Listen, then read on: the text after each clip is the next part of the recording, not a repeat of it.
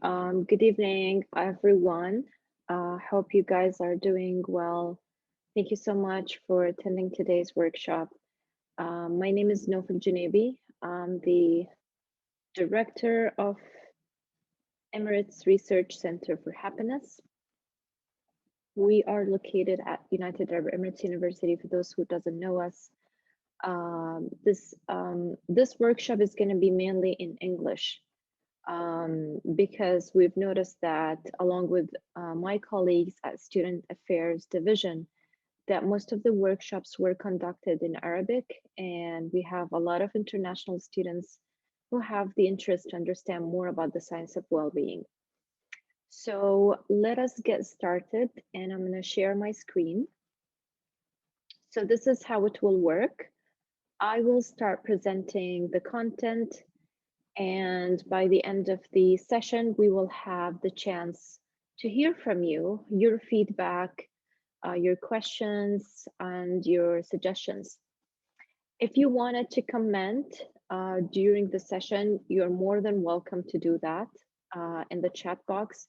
I'd prefer that you post all of your questions in the Q&A box so that we know exactly that people who are commenting are in the chat box, and those who have questions will post them in Q&A box. Okay, so I Matter. Why did I choose this title? I want us to focus more on taking care of ourselves, because whenever we face any challenges, we tend to forget ourselves. We tend to not be so kind to ourselves, blame ourselves, etc.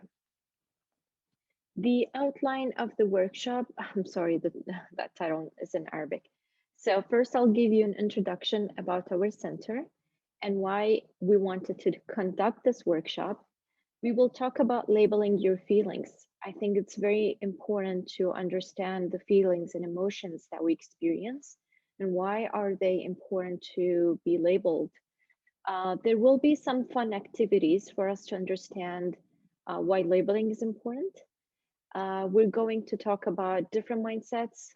And then, as you know, every challenge that we experience will pass. Nothing will last forever. And finally, I want you to take notes, because some of the questions that we will ask in this workshop, it is more helpful to do them on your own in a time that there's no disruption. Um, you just focus on yourself and understand yourself, I would say. Okay, so are you ready? Let us be more engaging. I want to see the yes in the chat box. Are you guys ready to start the workshop? Farah, okay. Awesome. Great. Okay. I like active students. I really do. Okay, so who we are.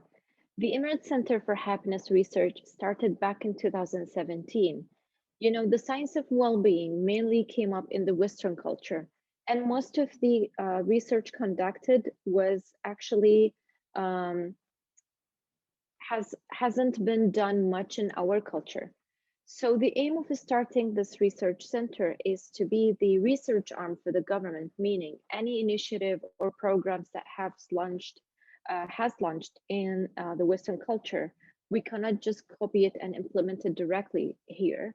We need to study and understand where do we need to change, what do we need to twist, and all of that, and keeping in mind the culture and religion aspects to it.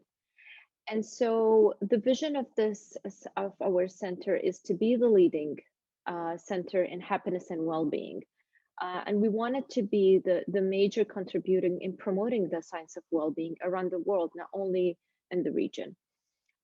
Our mission, as you can see, is to enhance UAE's government commitment to happiness and well-being.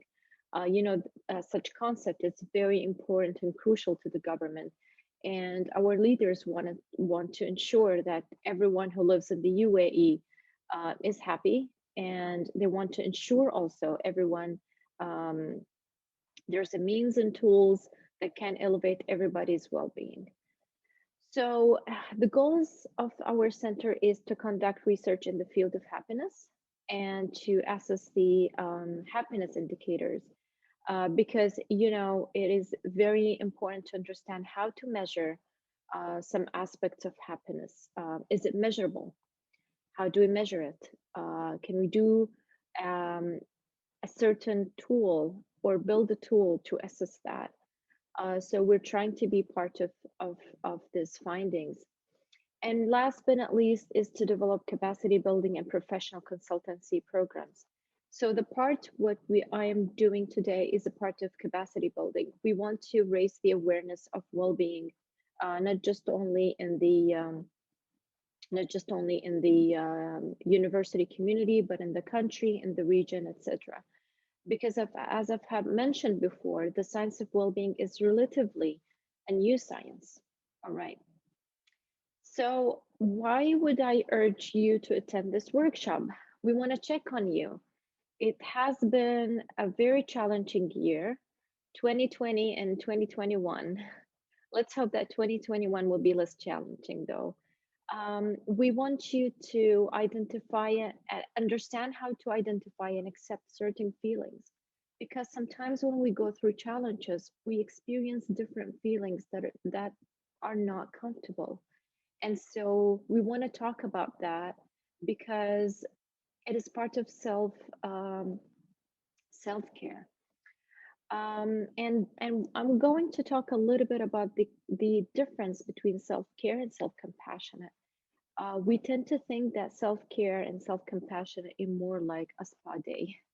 I was fallen into the same trap, and I thought that going to a spa means that I do care and I'm compassionate toward myself. Then the information that I will give you today will help you, hopefully, to build appropriate resources because within all of us, we have that resources that can help us be more resilient and can help us with elevating our well-being. Last but not least, every workshop that we give is a chance to learn, not only for you, but also for me, because listening to you, um, I learn a lot from my students, and I think they're very insightful, very bright, and very smart and talented. And in every workshop I conduct, I learn so much from all of you. So it is a learning process to all of us. Okay, most of the today's workshop and talk is going to be mainly from a science of well-being. And in other words, sometimes it is called positive psychology, sometimes it is called the science of happiness. So when I wanted to study positive psychology at University of Pennsylvania in the United States, people would ask, what's your major?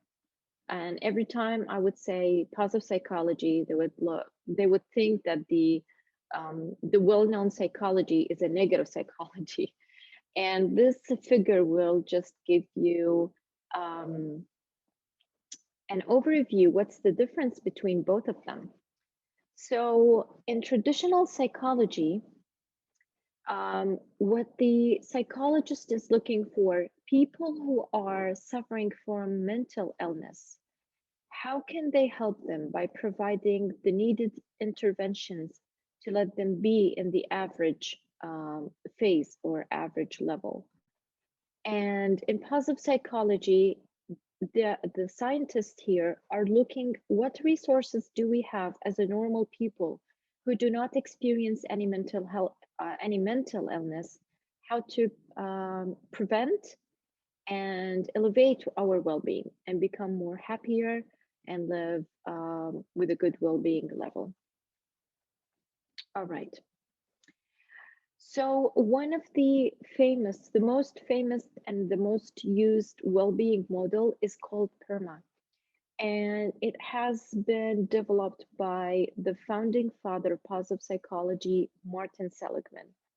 Martin Seligman believes that in order to reach our well-being or have a higher level of well-being, we need five main elements. positive emotions, engagement, positive relationships, meaning, and accomplishment. When talking about positive emotions, he referred to the experiencing a positive feelings in a certain incident or experience, etc. So he believes that people who experience more positive emotions are, are likely to have more level of well-being than others. Engagement. Engagement means you're fully engaged in a certain activity. You're focused. So let me give you an example. For those who loves reading, I'm sure that whenever you completely focus in the book that you read and you just lose the track of time, as soon as you realize you're still in your room, you feel a little bit relieved and happy because you were completely engaged in that one activity, which was reading.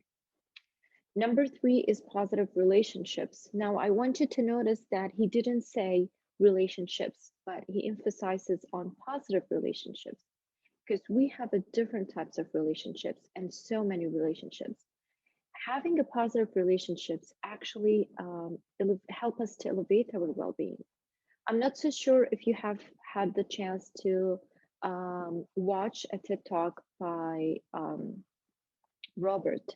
So Robert is a leading investigator in a research conducted by Harvard School, the one of the longest studies of all its time. They wanted to see what actually brings what happiness means and how do people maintain happiness and all of that. And through their study, they have came up with one conclusion. Positive relationships makes people happy. So surrounding yourself with the right relationships helps you to elevate your well-being. All right. Um, Meaning, which means like having the greatest meaning in life and the greatest purpose.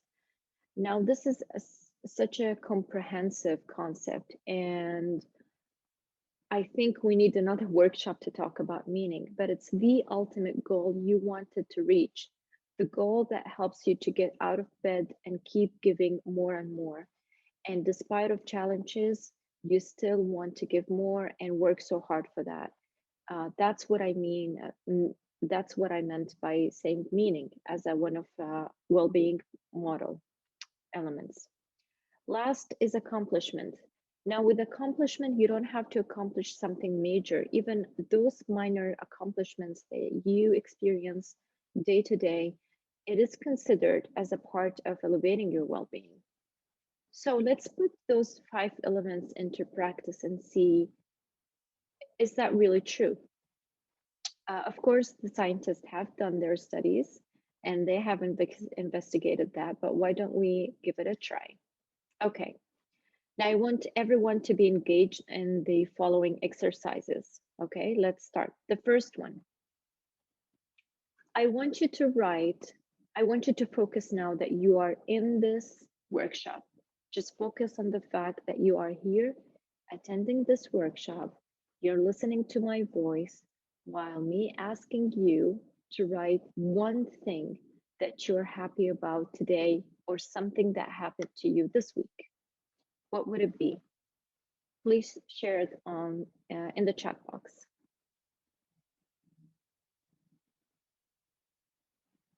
Come on, brave souls. What made you happy this week? Is it a phone call? A good grade? Perhaps a gift?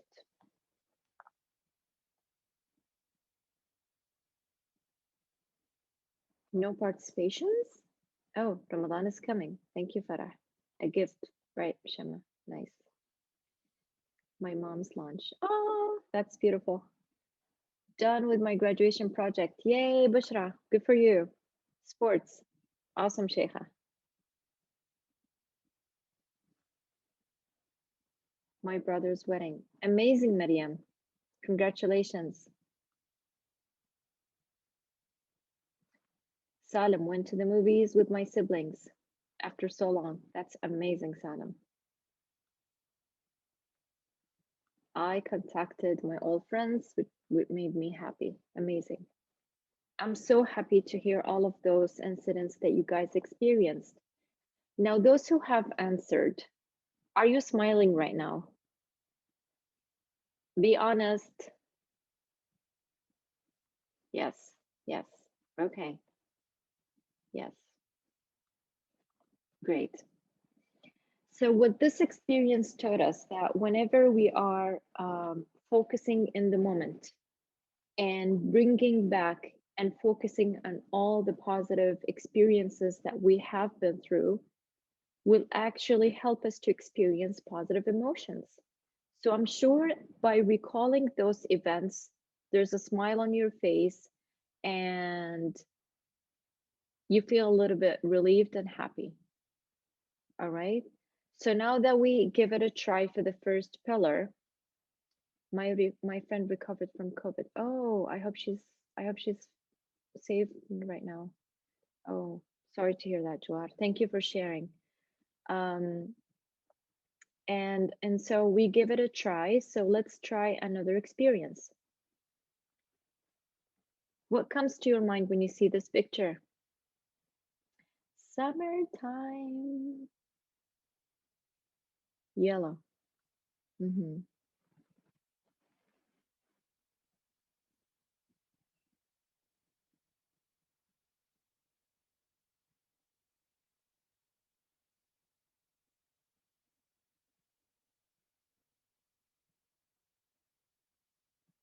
Okay. It's sun. Interesting.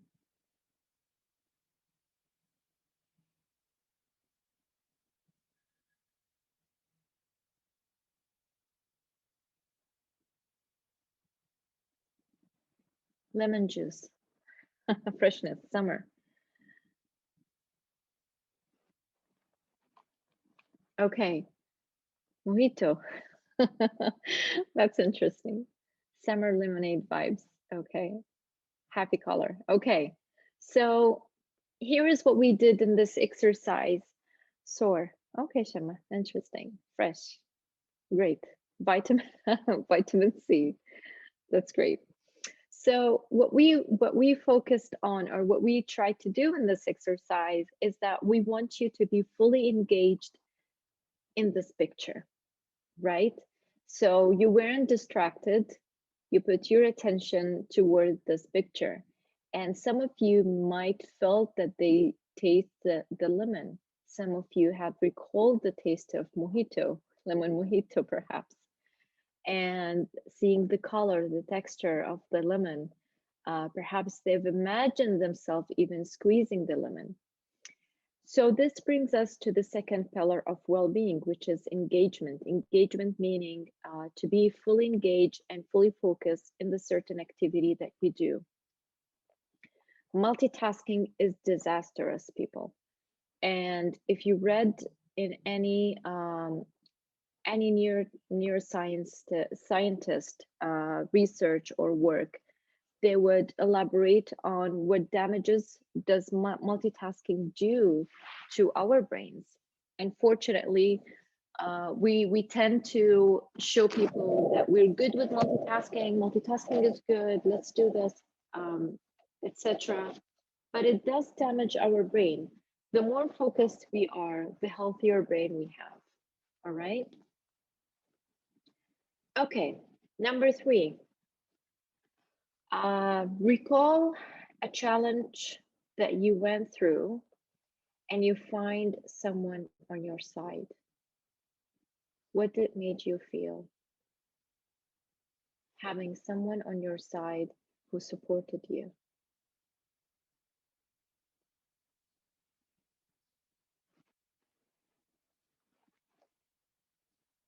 Very therapeutic. Very interesting answer, Salim. Happy and strong. Support and love. Beautiful.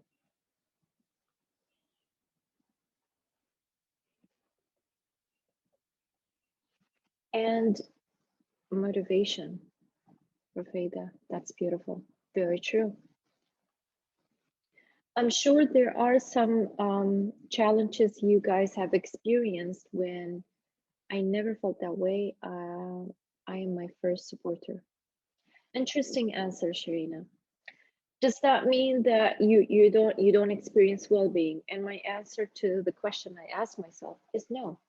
So when we elaborated or displayed the 5 pillars of well-being, Martin Seligman believes that you don't have to have all the 5 pillars. You can have one and you still have a good level of well-being. So in this exercise, I wanted you to focus and understand how positive relationships actually help us go through so many challenges when you have people who really supported you and who really believes in you. I'm sure we as a social creatures, we tend to feel more safer when we are surrounded by others. Of course, we're not all the same. We have extrovert personality and introvert, and some people they prefer to be alone most of the time. That is not a shame and it's not a bad thing. That's who they are and how they were built and wired. But those who always tend to wanting to have people around them, whenever they experience a challenge that they have to go by themselves, it is more difficult and more challenging, in opposed to having someone at their side. All right. Number 4, what legacy do you want to leave before you die? This is one of the hardest exercise I ask all attendees to do because it is a little bit sad, right? When you think about the fact that we're all gonna die, um, but it's a fact that we have to face. And the question is, what legacy do you want to leave? How do you want to be remembered after you die? Um, if you have the courage and the readiness to answer the question in the chat box, you're more than welcome to do so. But you feel that, no, I actually haven't thought about such question. It is okay. It is one of the questions that I want you to ask yourself. That I want you to ask yourself and um, think about it and see really what do you want to achieve? How do you want to be remembered? We never reflected upon that. We just always eager to chase our dreams, chase the goals, and we don't know if those dreams and goals are something that we really wanted to achieve. Is it us, or is it the community? Is it the family, or is it the social media influence? What is happening exactly, right? Okay, so we have 2 answers that I would like to read. The first one is from Salam: to make sure that I made a positive impact to the healthcare and people's life as a future doctor and feeling content. Salam, that is very inspiring, and all the best of luck to you with your studies. Shirina, I want to be successful, contribute to my society by helping others and help myself as well. Beautifully said. Thank you, Shirina. Um, I want people to remember as a positive soul. I don't want to leave a negative impact on someone. Okay. Leon, you're putting so much pressure. Keep in mind, there is no way that everyone will like us. Okay. But it's nice to leave a positive impact. Think about how will you leave positive impact? What would you do about that? Khadija Blushi, that she was good, obedient, helpful girl for all the surrounding me. Interesting. So again, I want you to think about the question again in your own time. What legacy do you want to leave? And really think about it deeply because sometimes we think about others than ourselves, and we tend to draw our dreams and goals around that. And there's no shame to think about yourself. There's no um, being careless about others. Jawahar said, I want all people to remember our beautiful memories. Beautifully said, Jawahar. That's so beautiful. I think there is one more last. I need to try every beautiful thing and give people love. Beautiful, Shemna. That's so beautiful. Thank you for your participation. I think I love when there's a participation. I think this way we will learn more from each other. Okay, moving on. Let's think about one thing you recently accomplished and you're proud of. It could be major accomplishment. It could be just waking up early every day. It could be exercising for 10 minutes. Um, it could be perhaps reading one page of Quran or a book, or you've been submitting your work on time. So can you write down one thing you're proud of?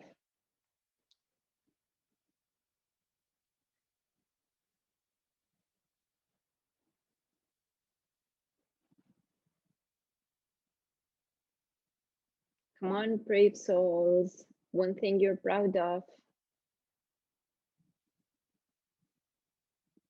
My GPA, I guess. Why not if you're proud of? Being myself. Amazing, Sheikha. Did you try something new? Maybe you have accomplished or checked out all of the to-do list yesterday. Maybe you didn't miss how far I've came. Interesting, Farah. That's how far I've come. Very interesting, Farah. Okay. Raised my GPA, I cleared my skin, which made me more confident. I like that. That's very powerful. Beautiful. Stronger than 2 years ago. Love life. Amazing, Khadija.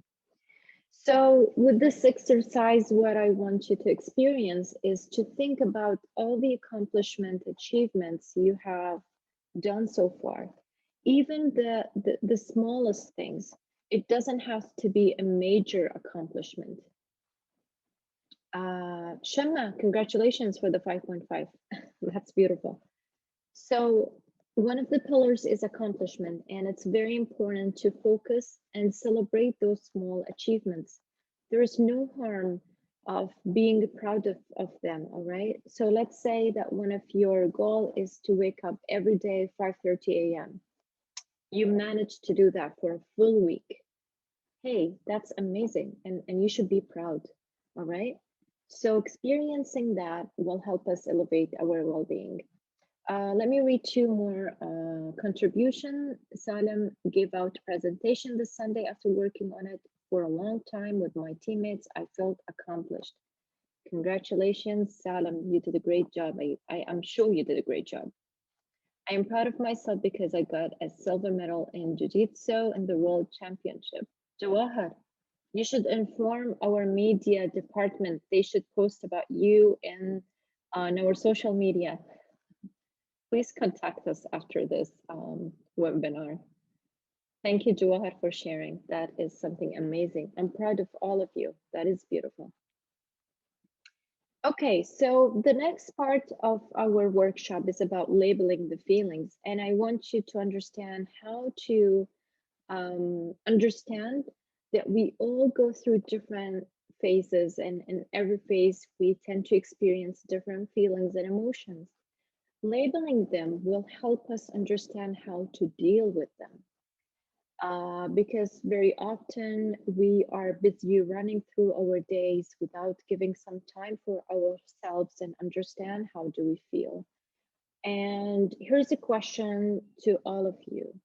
Can you label your feeling now? How do you feel?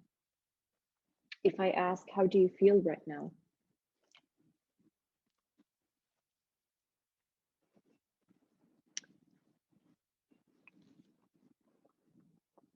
Comfortable. Interesting.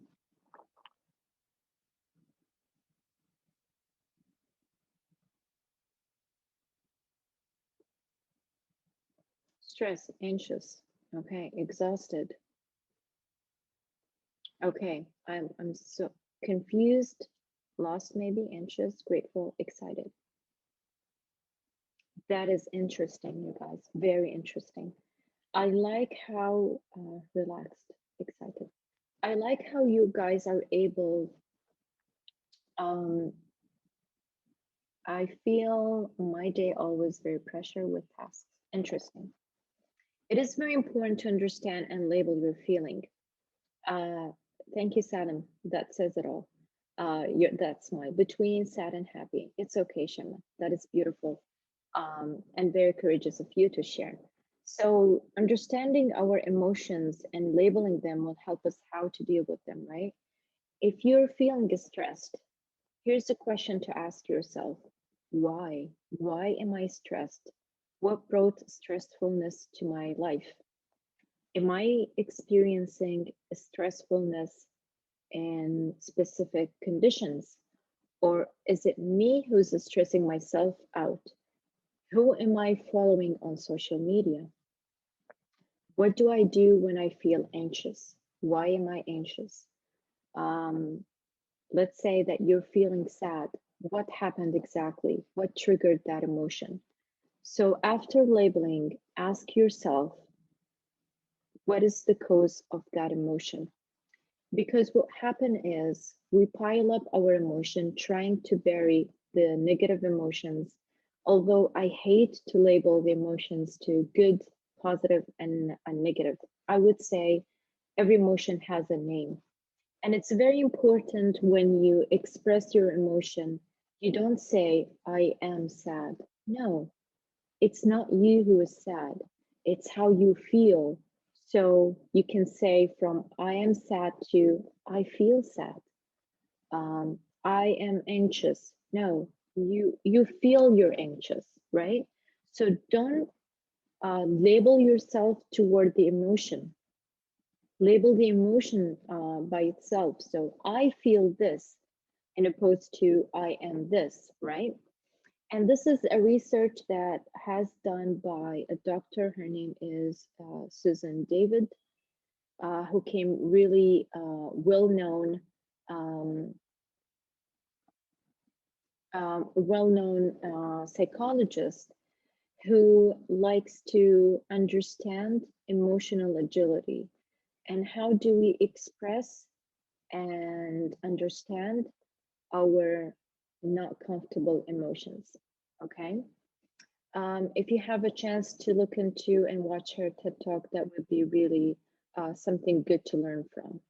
Okay, moving on. When we were able to label our emotions, we tend to have a little bit of power on what to focus on.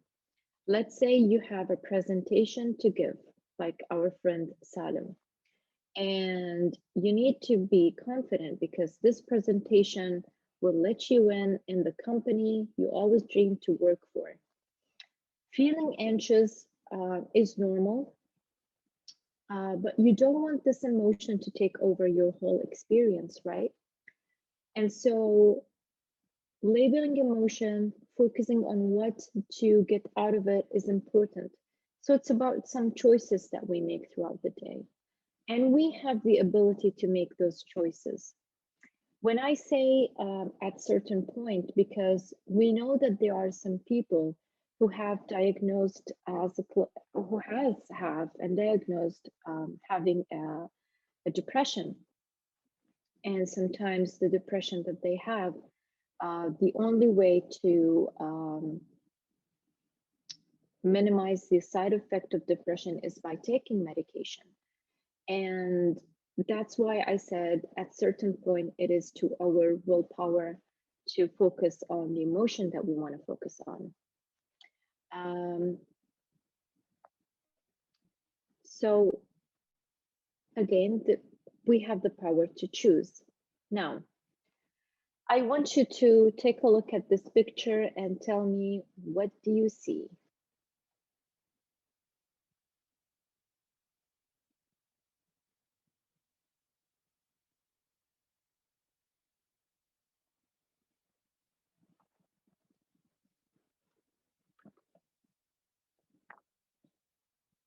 An old lady and a young lady. Okay, old lady. Okay, a girl with long hair. How many of you can see an old lady? Can you see the old lady?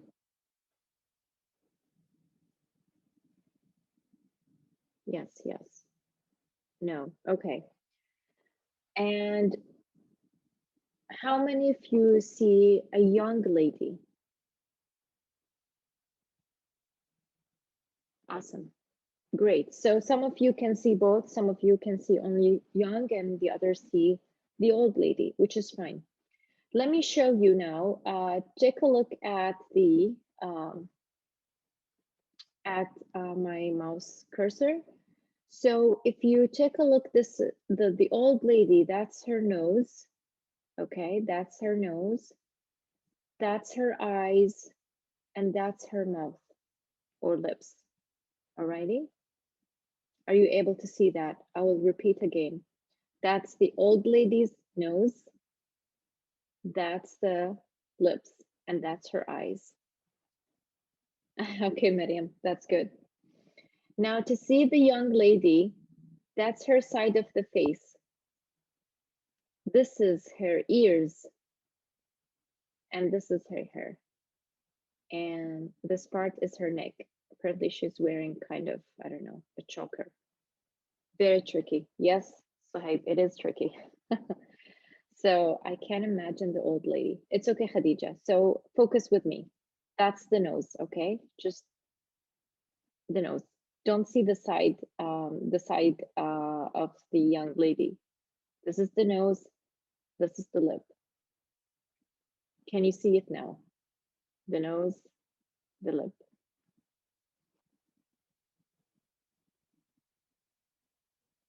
Khadija, are you there? Okay, cool. Again, this experience will help you to understand that we have the tendency to, and the power to let our brain focuses on what exactly. And it's every day's choice that we made, right? If we want to be happy or sad. Here is a fun exercise that I want you all to do. I don't know if we have the time, but yeah, let us do it. Okay, let us do it. Let's start with this side. I know the sad land. So in this exercise, I want you to imagine first being in a dark land. It has nothing in it, no sunshine. Everyone is very sad. Everyone is crying. Imagining this land makes you feel what exactly? Is there any words that describes the sad land? Depressed. Okay. Lonely.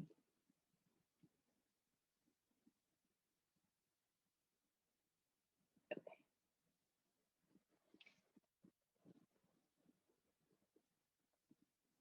Pain.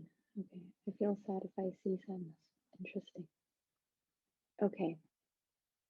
Let's move on to the next part, the happy land. Okay. So imagine you are in a land where everything you like is there. For ladies, there are so many shopping malls, and you can have any handbags for free.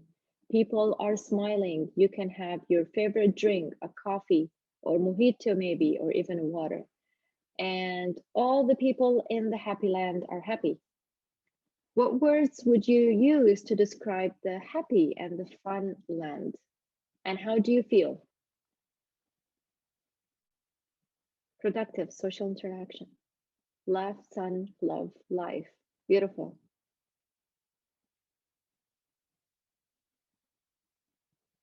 I would love to see Karak, to be honest. I'm a Karak lover. I don't know how will I survive tomorrow morning. Okay, so young vintage. Okay, a girl looking. Oh. Smile and laugh brings joy. Beautiful.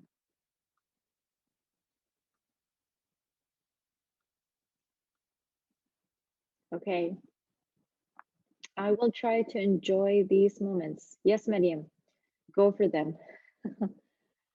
Okay. So our emotion works as a compass, right? It tells us where to direct our focuses. And whenever we experience different emotions, um, I'm sure that there are some days that your mood is also influenced by your emotion. I'm sure your moods are completely different when you're happy and opposed when you're angry or when you're bored, etc. So there is an ability and willpower that we as a human being have to choose how to view our lives, right? When I give you the exercise of looking into the picture of the young and the old lady, you were able to shift your attention, whether to focus on the young lady or the old lady.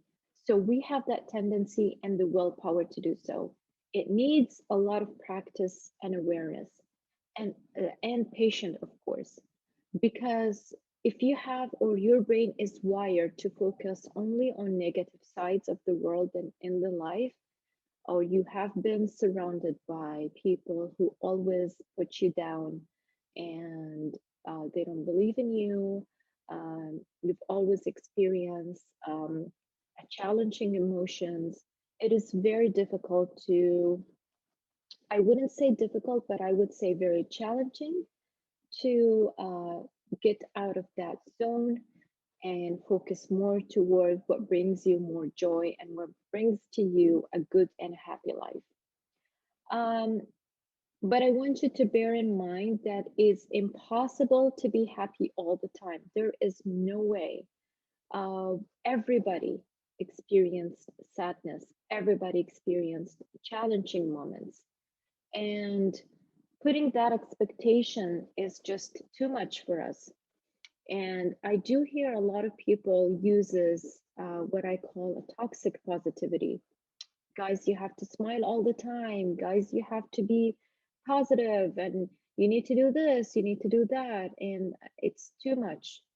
The expectation that people put on us actually makes us feel that we're more pressured. We cannot be happy all the time.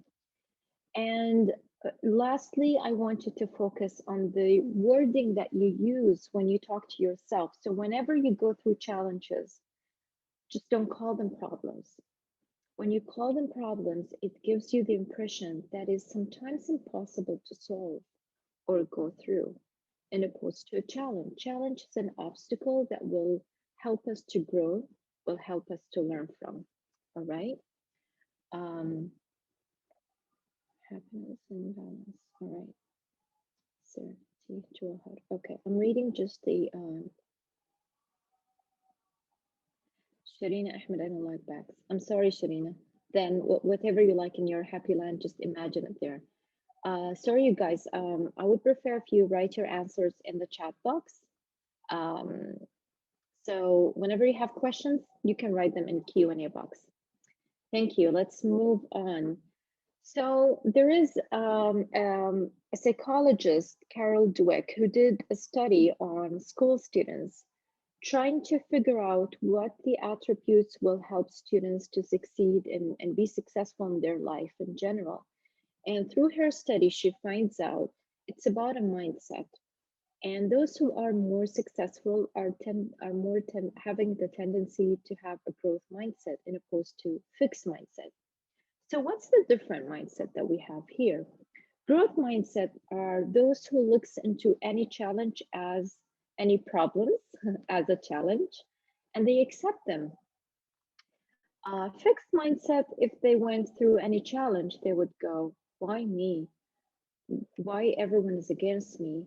Why I'm wrong and other people are right?" Oh, sorry, what happened? Okay. And growth mindset people are tending to reflect more on the challenges they have experienced. Fixed mindset people, they always blame, they procrastinate, they always think other people are better because they have good luck, etc. Growth mindset, they see any challenge as a chance to grow. So this is just to give you a brief difference between the different mindsets. Let me give you an example. Sometimes when there is an advertisement for, or let us imagine there is an advertisement of a scholarship to Harvard, and so many students applied. We have student A and student B. Student A got in, student B didn't get in. If student B has a growth mindset, she would ask herself, what do I need to do to go to Harvard? How can I face this challenge? I'm sure if student A got in, I will get in there too one day. But if student B have a fixed mindset, she will go like, well, student A has luck and she has well stuff for sure. That's why they chose her. She's not that good, but she's talkative. And because she talks much more than other students, that's why she got in. And honestly speaking, we fall into that trap. We sometimes fall into being a fixed mindset, and that is okay. I was there once, not once, so many times. But what helped me the most is the awareness, okay? The awareness that I should shift my mindset and it's better for me and it will help me if I choose to have a growth mindset. Okay, so having an awareness is important. Um, Negativity biases. Those who study neuroscience knows that our brain is wired to focus more on the negative aspects of every matter that we experience.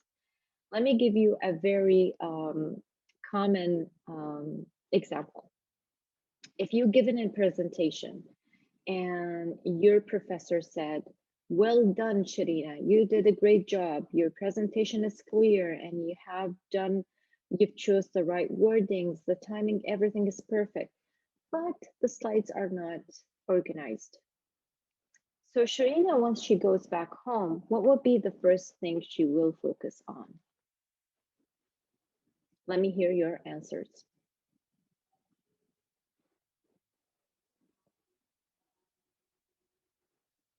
Any thoughts?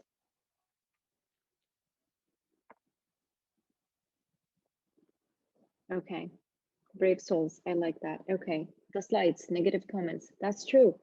And that's how our brain is actually wired, is to focus more on negative aspect, all right? So how do we help ourselves to focus on the positive aspects of our lives? Focus on negative, that's true, Salam. Yeah, Miss All positive comment, that is very true. Mindfulness will help us a lot. And we can experience mindfulness in every act throughout the day. For example, we as a Muslim, we pray 5 times a day. If you focus fully, entirely in your praying, this is a practice of mindfulness. If you decided just to sit in a room and focus on your breathing, that is also an act of mindfulness. So, mindfulness means that you're focused entirely in the moment. This will help us to shift and rewire our brain to focus more on positive aspects. And this is very important self check. Always ask yourself, how do you feel and why do you feel that? Number three, the self talk. Self talk is something we do normally, and it's very fun thing to do actually. Try to focus on what do you say to yourself, okay? Are you being kind or not? Now, if you have been experiencing the challenge of not being able to focus on a positive aspect and you feel like the whole world should end soon and you don't deserve living, etc. If you have ever had or experienced such thoughts, I would advise you to seek for help. And when I say seeking help, this is not something that you should feel ashamed of.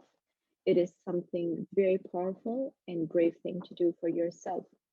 And seeking help from the professional, of course, who provides psychological therapy. And make sure that you contact or you're in touch with those who are licensed. Um, so these are some ways that we can eliminate and rewire our brain. So every one of us is special. Keep that in mind. And think about the compliment you have received recently. Because we have exactly 10 minutes, so I will give you a chance to do some of the exercises. The others, we might just ask you to do them by yourself. So I want you to write down a recent compliment that you have received. Can you write it down?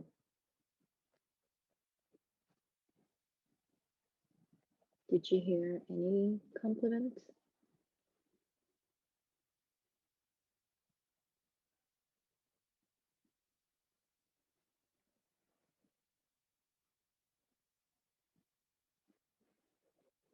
Okay, does seeking help from loved ones and people whom we care help? Well, Salim, it depends on the challenge you face. If you have experienced feeling low more often, even after seeking for those who you love, and you didn't feel any difference at all, perhaps then you should seek for professional help. I'm talented in making posters. Good, Salim. Shirina, you're a hard worker. Amazing. Good compliments. Come on, people. Don't feel shy. Write them down. Feel proud. I am proud of you. Amazing, Jawahar. That is so beautiful. So you are special, and I'm sure all of you knows that. And I want you to think about the special characters that you have that helped you to go through a challenge. All right. So the last 2 points I want you to reflect on whenever you have chance. I'm sure all of you went through challenge. Did that special character that you have within you help you to go through it? How can you benefit from that strength that you have to go through future challenges? Okay, so sometimes when we go also through a challenge, it is very hard to think about solutions. Here's an exercise I would advise all of you to do, the advising tool. So let's say that you went through a certain challenge and you didn't find anyone to turn to. Imagine your best friend going through the same challenge. What advice would you give them? And subhanallah, you would see that your brain will click immediately and start giving you answers. And by the way, the advising tool is one of the tools that the psychologists actually use when they provide therapy to their patients. And don't forget that everyone go through different experiences. Those experiences shaped who we are. Okay. Um, and it is good sometimes to have role models. Why? Because role models, they achieve something that we're aiming to achieve. So having a role model is a good thing, but think about what do you like about them. You don't have to copy them exactly, but I'm sure there is certain character that they have that you admire about them. What is it? Um, and last but not least, what is the best quote that you like to read? And every time you read it, you feel like, ah, this is me. So all of those points that I've mentioned actually is to enlighten in a point that we are all special and we're all different. We cannot be all the same. All right. Very important point, self-care. Self-compassion, self-care are a bit different. When we do self-care, it's and self-compassion, again, it's not about spa and having me time and all of that. It's about taking care of myself, taking care of my emotion and my body and my well-being in general. And 2 tips that I want you to focus on. Please have enough sleep. Please keep your phones away when you go to bed. All right. Having enough sleep will help your body to restart its system. It will help your body to rest, and it will help to have a mood, a healthy mood regulation, I would say. Number 2 is to take care of your physical well-being. I don't know if you guys are exercising. If not, please put it a part of your day-to-day routine. It's very important, and I want you all to take care of yourself. Any challenge will pass. Nothing will last forever. I want you to keep that in mind. And this will brings us to the end of today's webinar. I hope you stay safe and you be well. I will open now the floor to asking questions. If you have any questions you would like to ask. And I just posted our center email if you're interested to communicate with us. And we have Instagram page at wellbeing.uaeu. Okay, the floor is open for Q&A. What effect does long-term sleep deprivation affect on us? Okay, very important question, Salim. It will be very difficult for you to regulate your mood. You will feel always you are not energetic as you used to. This will affect your mood. This will affect your performance, your productivity, and even your relationship with your loved ones. And of course, dark circles. You don't want to have those. They're ugly.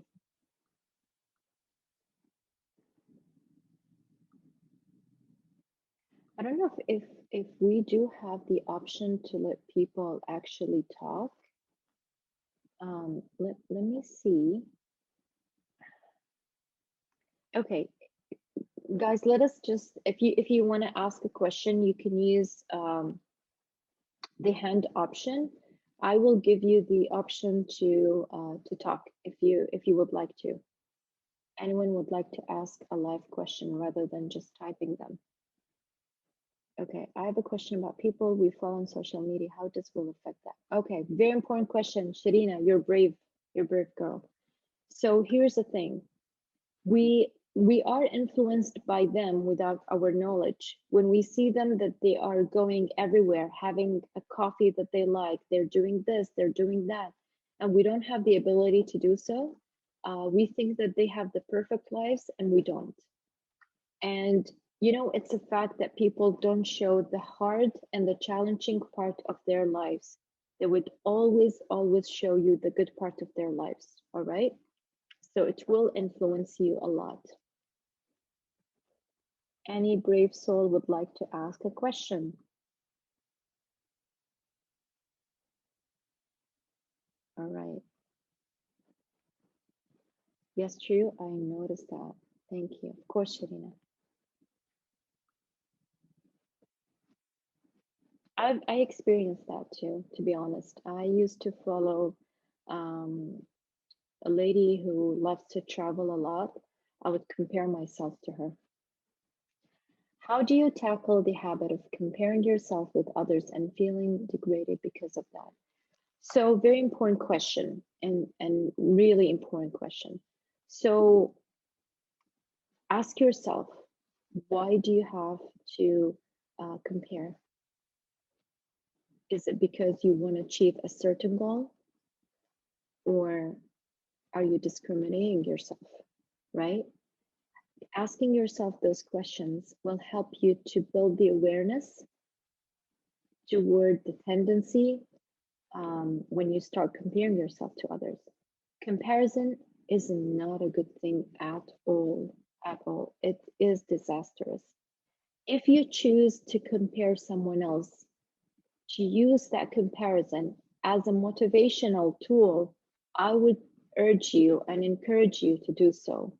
But if you compare yourself and in an unhealthy way, not a good idea, not a good idea. ندى تنصحينا بمتابعة حد. So Nada's asking if I would suggest someone to follow. Sheikh Mohammed bin Rashid, for sure, Mohammed bin Zayed, all of their achievements and what they're trying to do to this country. How do we just stop thinking a lot and deeply in things? Okay. So the thinking part is important, and you can use your pattern of thinking as a reflective way to think. How do you do that? Is by having a pen and paper. So let's say that you went through an incident that led you feel and experience uncomfortable emotions. How do you deal with that? Bring pen and paper, Write down how do you feel? What do you want to learn from this experience? And use the tendency of thinking a lot about every incident you experience is a chance for you to reflect and to learn. Okay, Sheikha, this will take time and you have to be patient. Can too much positivity be oh yes, Shirina, too much positivity can be a very bad thing. And I've mentioned earlier, there are so many people running everywhere asking people to be happy all the time, which is not healthy and it is not doable. We cannot be happy all the time.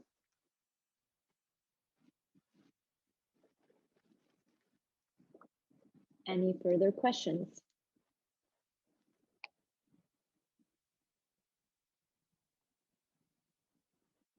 Okay, this will brings us to the end of today's workshop. Please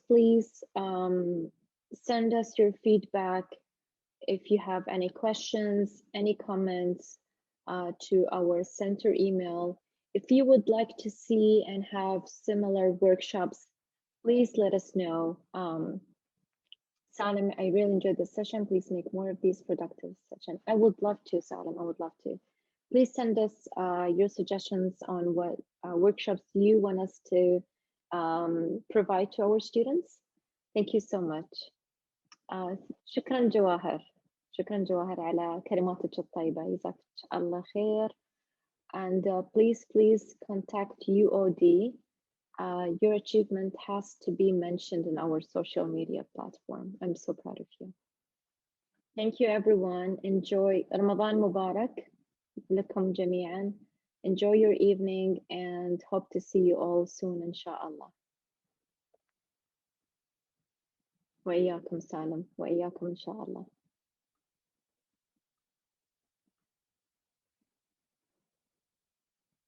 Thank you, Sheikha.